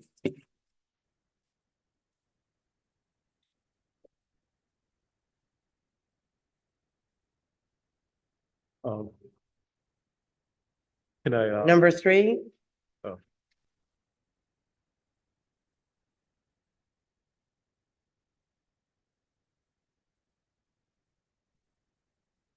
what say you? So LPW? three, I'll put it on the agenda. Number 6. Yes, that's going on the agenda. Okay, And number 10, I looked at the letter. This is the one referring to the Wakanda celebration at Sharpagan. And they requesting auxiliary if possible. So, my letter said 2 police officers or auxiliary. right, if possible. Right, so, So, what you're saying that you want them to pick one, or it was just a wish list? well, I just want to be clear that if auxiliary is not available and police are sent, that it's not at the request of the city. Oh, I see what you're saying. Go ahead, Councilman Thompson. I know that the Wakanda celebration is utilizing Trapegan School. That means they're paying money into the school district. Within that funding, I'm wondering if I didn't see that in the letter where they said they were using security from the school district. Because anytime a building within the school district is open at any time, they usually have an administrator, a cleaner, and security guards. So I don't know if they're utilizing any of that, and they Yeah, can like I request for didn't more see the security. necessity. Yeah, Right. so they can request for more security guards, which would be possibly more cost effective to them. But I didn't see that in the letter. No, you're right. It says, the event costs $1,000, which will come from the budget to cover minimal staff needed to work there. So it doesn't specify what that means. So we could go back and find out. So let's leave it as a, agenda pending for now. And Okay, before did the mayor go? Because I wanted her to speak to the add-on that we got today, after I read it. Mayor? Yes? I'm sorry. Oh, I was asking you if you could speak to the add-on, but I haven't read it yet, so, should we continue with the, Which You only which have 2. add-on? The building No, rather department? than hold the mayor up, let's talk about the finance and planning add-on reallocation of funds from the American Rescue Plan Act to address critical needs in our community while ensuring optimal use of available resources. Oh, sure. So the American Rescue Plan, each year we traditionally adopt a budget for the American Rescue Plan as we spend down the monies and as we identify other potential sourcing that is funding sources that is available for some of these projects. And we've been able to do that. So with the American Rescue Plan, of course, the bottom line is still the same number of about $41 million dollars. And what we're doing right now is in infrastructure, we've made reductions to the infrastructure category of about $1 million. And we were able to do that because we have reallocated some of those expenses over to the $163 million that we've received, or $160 million that we've received in state funding, and then also another $3 million in federal funding. And so we are moving money from infrastructure. In broadband, we still have the monies that have not been spent because we will be adding Wi-Fi, and we'll be electrifying our parking lots as well as some of our public spaces like our playgrounds for Wi-Fi as the community uses those. And then our Pango works better with Wi-Fi when you're able to pay with your Pango in the parking lots. We have moved money from the Mayors for Guaranteed Income Program, about $285,000, because that money that program has completed. And we had 285,000 left. So we're redirecting those funds to the Financial Empowerment Center, which we've brought on the director through Mercy College, and we're hiring the 2 staff, and we should be opening that up, as well as the Associate Commissioner in Planning position that you approved last week. Zombie homes, we reallocated $250,000 from city-owned properties to emergency demolition of 205 South Fifth Avenue on the corner of Fifth Avenue and 3rd Street. Violence prevention, there is a total of $861,000 that was expended on body cameras, license plate readers, the ESU truck, and the dashboard cameras for the police cars. And that money was spent out of the ARPA funds, but we're able to reallocate that money out of ARPA funds into the bond anticipatory note, which we were able to finalize at the end of 2023. And those funds are paid for, those expenses, like I said, will be transferred over to the band, which will free that money up under the violence prevention area. And that money is being reallocated to go back into city-owned properties where we just took money out to cover the emergency demolition, and that will help us to pay for the new roof that we desperately need and some brick pointing that we need in the police department.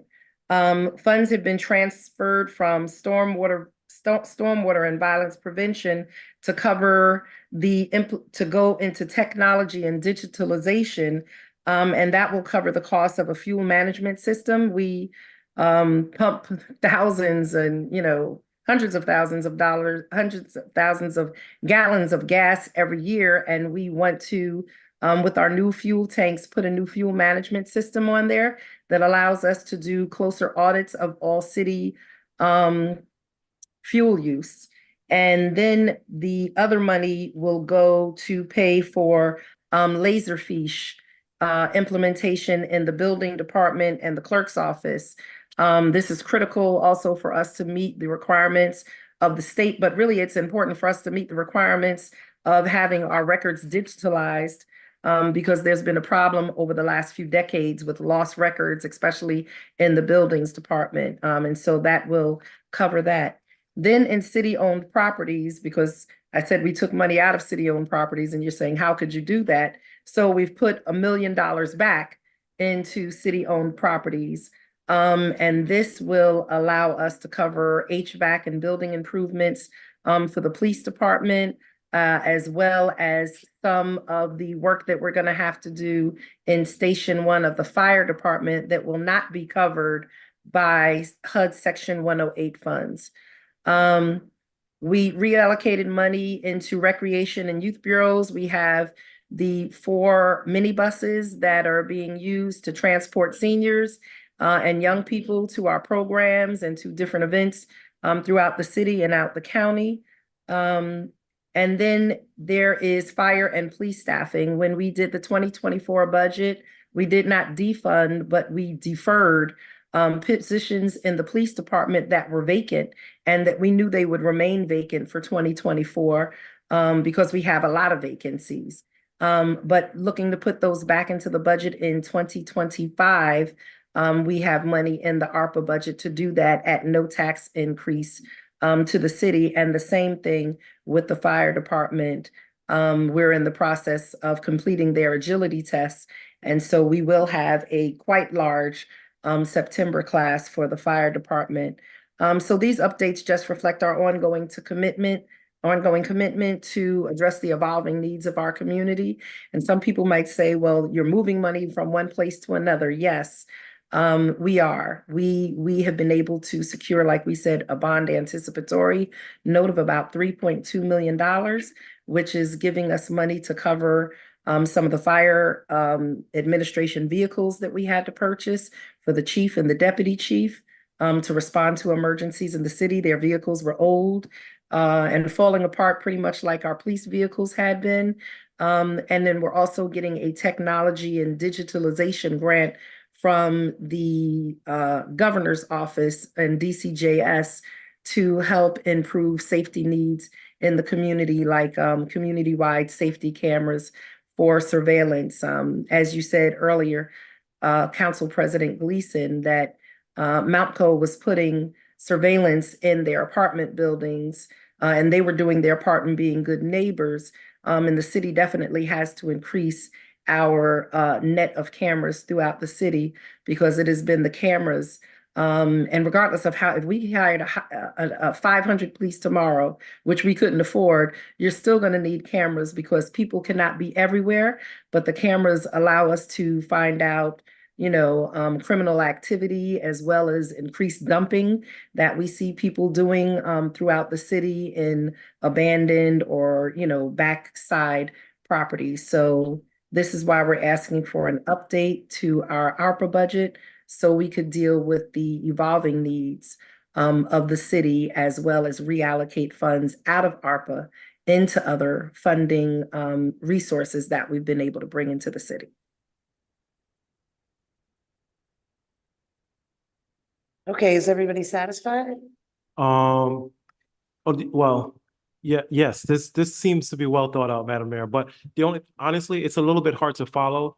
And because I wish there was like a chart attached with some totals, and so we can like really follow where the money is going and from where, because even at the beginning, it starts off with some of the money, like you know, the total is 163 million, and this was moved to here, 861 for violence prevention, but towards the end, it just starts to say funds have been reallocated. So the amounts kind of are not there. So if we could get like just a chart, some exact amounts of what we're moving, that would be really helpful. Yes, I can work with Associate Controller Condell Hamilton in the morning to get you an update. And then we'll also send you kind of the 2023 versus the 2024 proposed, so you could see where lines are going up and down within that budget. That would be helpful. Thank you. Absolutely. Yes, Poteet. Council President, just really quickly, that I want to thank the mayor for being creative. This is government at work. And as Chair of Public Safety and Codes, both the fire department and the police department have been humbly asking me, can you figure out how to get us a new roof and take care of our fire stations? And I thought I was at a dead end, but thankfully, again, government at work, we are able to identify ARPA funds in certain ways to get the work done that we couldn't with either the HUD 108 loan or the band funds. So thank you. And just Okay, we're moving on, Madam Mayor. okay. All right. Thank you so much for being here tonight to clarify things. We're on to finance and planning. All right, thank you.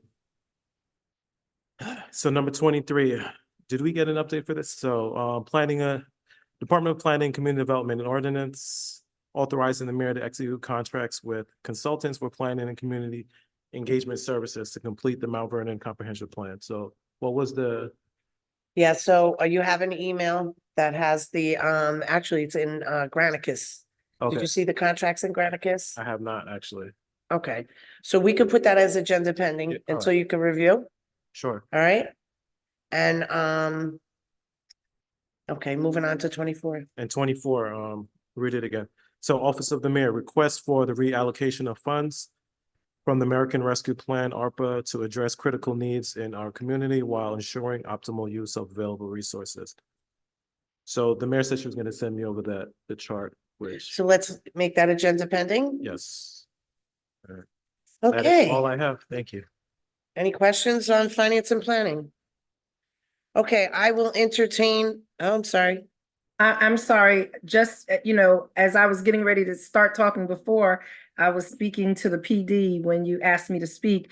So the Tyler add-ons, it is for crime mapping, tracking of demographic information for stops that did not involve a report or arrest, which is something the Department of Justice definitely wants us to have, because we have They're investigating civil rights charges against the police department for historic behavior over like a 15-year period. So that's very important.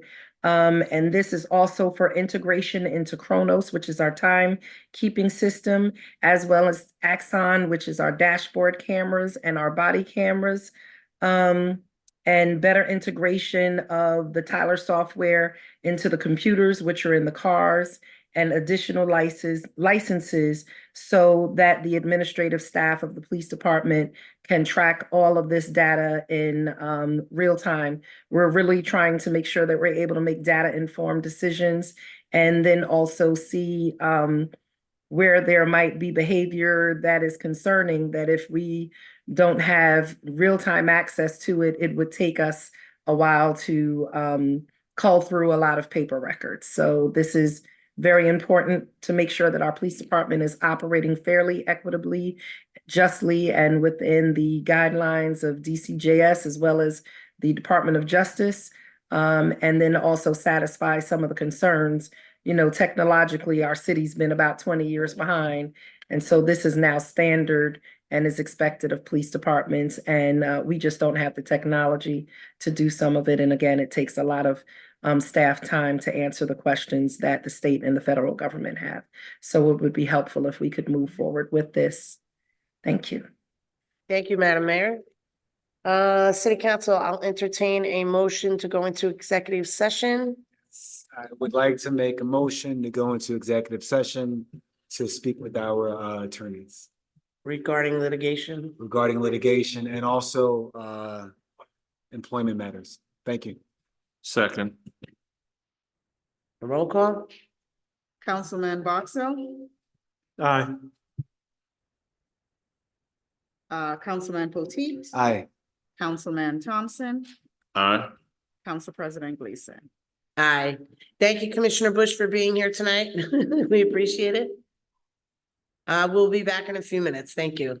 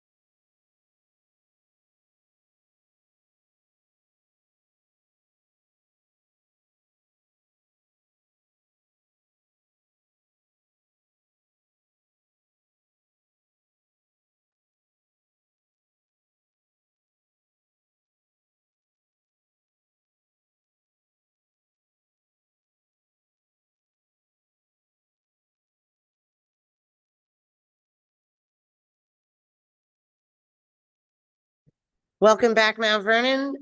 We are coming out of executive session at 9:45.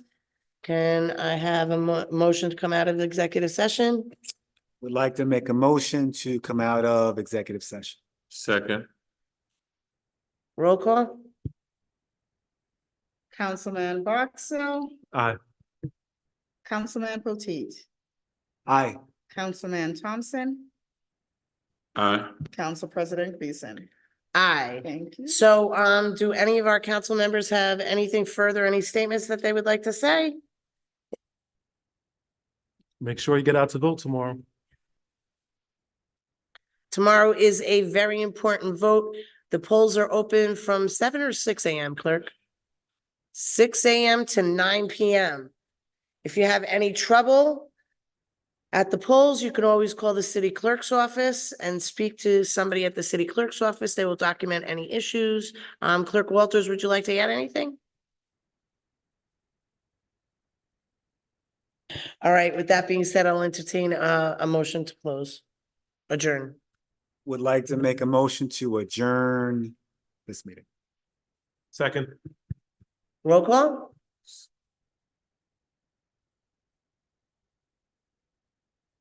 Okay, we don't need that.